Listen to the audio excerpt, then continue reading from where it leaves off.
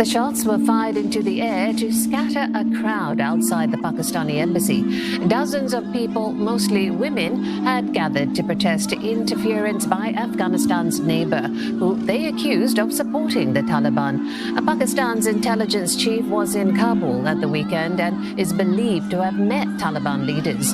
The clashes come as U.S. officials hold talks in Qatar. They say they are working with the Taliban to speed up evacuations for those left behind. Conducting a great deal of diplomacy on this as we speak. We've also been engaging with the Taliban on this topic, including in recent hours. They've said that they will let people with travel documents freely depart. We will hold them to that. So will dozens of other countries.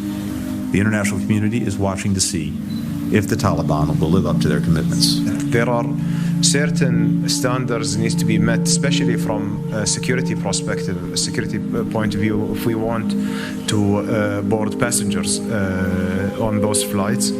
Those needs an agreement with Taliban, which is still in negotiation. Kate Fisher joins us live from Washington, D.C. Kate, what's the sense? Can the U.S. hold the Taliban to its pledge to allow evacuations?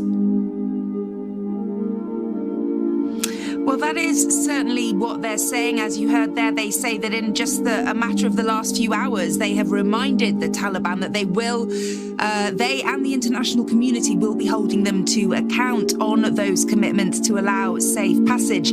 But it does seem very hard to imagine how they are going to enforce that, since they no longer have a military or diplomatic presence in Afghanistan.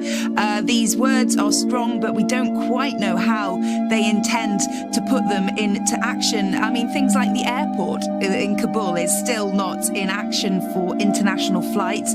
How are they going to get these people out of the country? They also told us, Secretary of State Antony Blinken talked about a family of 4 who have fled Afghanistan overland and said that the Taliban allowed that to happen. But we've also heard reports of there saying that the of those flights, but certainly it does seem to be a really challenging situation for the Americans to now help those people that remain. They say there are 100 of them that they are in direct contact with. They each have an individual case manager, but without anybody actually on the ground. What other help will trip there has been Blinken saying that they have deep gratitude for them, that the country will be remembered for a long time for giving these people the first stop on their more peaceful and hopeful future. But they're in Afghanistan, and as we just